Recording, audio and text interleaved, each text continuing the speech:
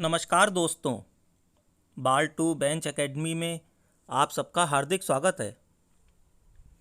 आज हम बात कर रहे हैं उत्तर प्रदेश जोत चकबंदी अधिनियम 1953 की धारा 30 से लेकर धारा 36 का तक के संदर्भ में। दोस्तों, सबसे पहले हम आते हैं धारा 30 पर। अगर आप लोगों ने अभी तक बैरक नहीं खोले हैं तो कृपया करके वीडियो को यहीं पर रोककर सबसे पहले आप बैरक खोल लीजिए और उसमें धारा 30 निकाल लीजिए। दोस्तों, धारा 30 में वे परिणाम बताए गए हैं जो कब्जा बदलने पर होते हैं कि कब्जा बदलने पर क्या क्या परिणाम होंगे। इसे पढ़ते हैं। उस दिनांक से जब इस अधिनियम के उपबंधों के अनुसार कोई खातेदार अपने को निर्दिष्ट चक पर कब्जा करता है या जिसके संबंध में ये समझा जाए कि कब्जा कर लिया है, निम्नलिखित परिणाम होंगे। मतलब इसमें ये कह रहे हैं कि उस डेट से जब कोई खातेदार जो उसे चक अलॉट की गई है उस पर कब्जा कर लेता है तो ये समझा जाएगा कि कब्जा करने के अब निम्नलिखित परिणाम होंगे। मतलब वो सारे परिणाम होंगे जो नीचे क्रम से दिए गए हैं। मैं फिर रिपीट कर रहा हूं कि जब कोई खातेदार, कोई किसान जो चक उसे अलॉट हुई है उस पर कब्जा कर लेता है तो उस डेट से जब उसने कब्जा किया तब से निम्नलिखित परिणाम होंगे, जो परिणाम आगे दिए गए हैं। अब आगे पढ़ते हैं। पहला परिणाम इन्होंने बताया है, निम्नलिखित के अधिकार, आगम, स्वत्व और दायित्व अपनी अपनी मूल जोतों में समाप्त हो जाएंगे।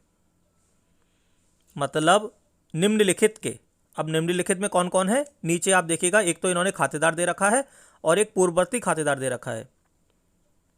इनके अधिकार, आगम, स्वत्व और दायित्व अपनी अपनी मूल जोतों में समाप्त हो जाएंगे। ठीक, पहला कह रहे हैं वह खातेदार जो कब्जा करे या जिसके संबंध में यह समझा जाए कि उसने कब्जा कर लिया है, और दूसरा कह रहे हैं चक में सम्मिलित गांठों का पूर्ववर्ती खातेदार।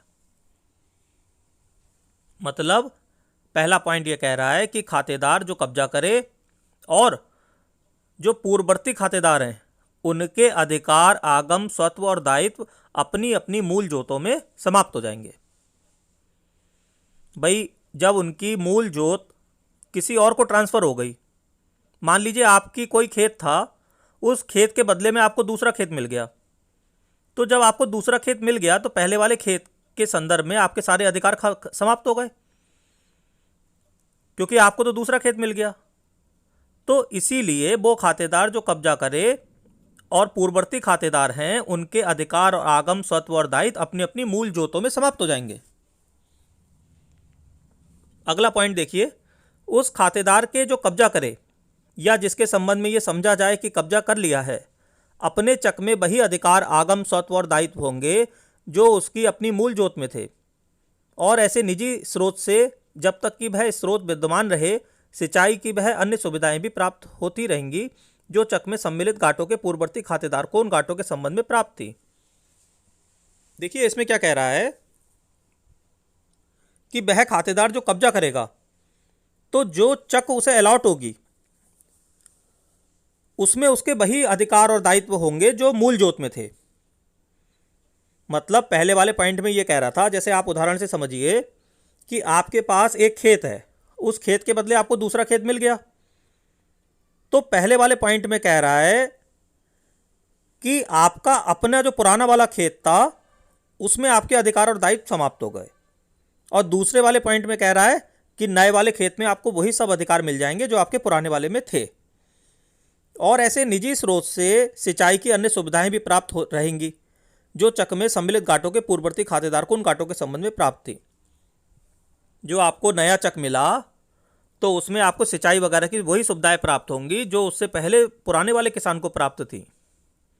आगे आते हैं तीसरे पॉइंट पर।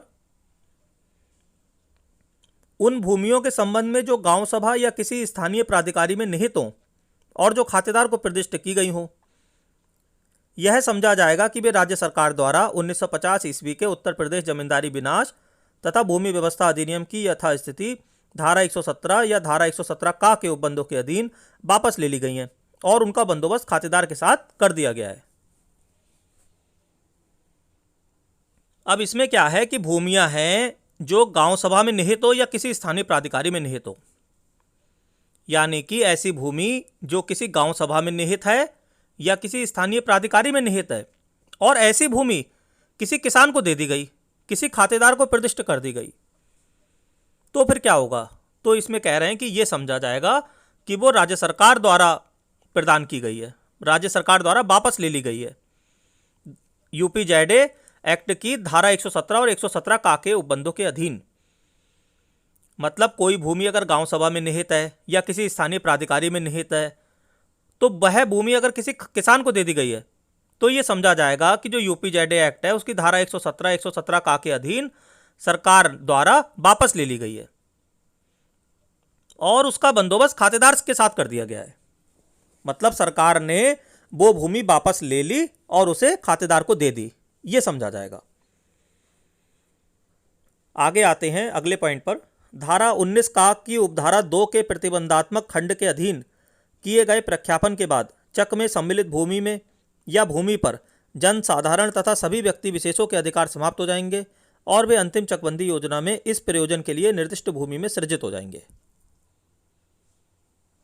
मतलब जो चक में सम्मिलित भूमि है, उस भूमि पर अगर जनसाधारण का या किन्हीं व्यक्ति विशेषों का कोई अधिकार था तो वो समाप्त हो जाएगा और वे अंतिम चकबंदी योजना में उसी प्रयोजन के लिए जो भूमि निर्दिष्ट की गई है उसमें सृजित हो जाएगा। ठीक है, अगले पॉइंट पर आते हैं। उस खातेदार की जो कब्जा करे या जिसके संबंध में यह समझा जाए कि उसने कब्जा कर लिया है, मूल जोत पर भार यदि कोई हो, चाहे वह पट्टा, बंधक या अन्य किसी रूप में हो, उस जोत के संबंध में समाप्त हो जाएगा और वह उन जोतों पर या उनके ऐसे भागों पर हो जाएगा जो अंतिम चकबंदी योजना में उसे निर्दिष्ट किया जाए। इसमें सीधी सरल सी बात कह रहे हैं कि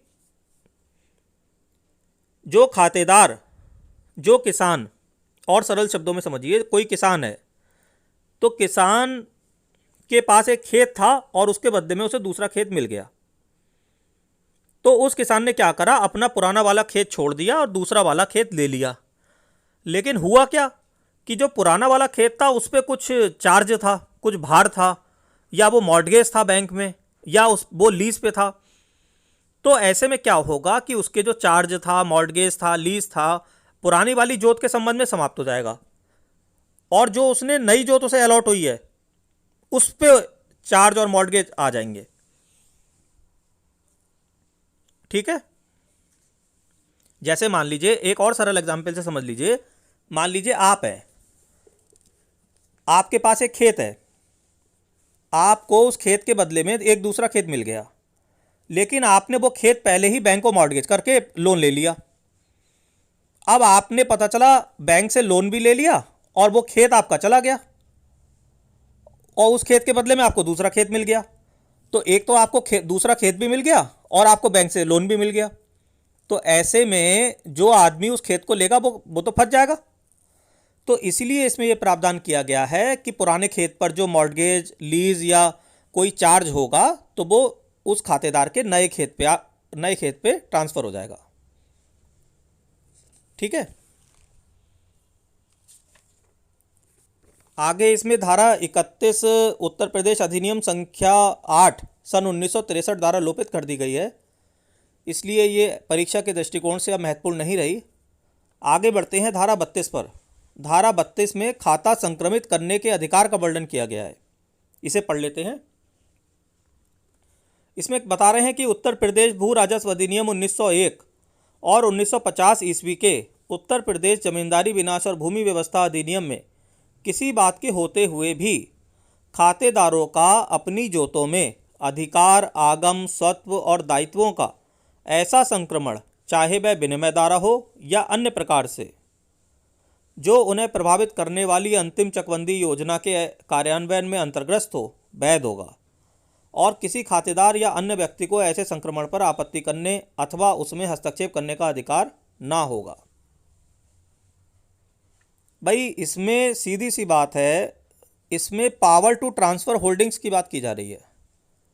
इसमें कह रहे हैं कि खातेदारों को अपनी जोतों में आगम, स्वत्व, अधिकार, दायित्व इनका ऐसा ट्रांसफ़र, चाहे वो विनिमय द्वारा हो या किसी अन्य प्रकार से हो, वैध होगा और उस पर किसी व्यक्ति को आपत्ति करने का अधिकार नहीं होगा। इसको आप एक सरल उदाहरण से समझ लीजिए। मान लीजिए आप किसान हैं, आपको कोई एक चक अलॉट हो गई, एक खेत अलॉट हो गया, तो आपको फिर ये राइट तो होना चाहिए ना कि आप उसको ट्रांसफ़र कर सकें।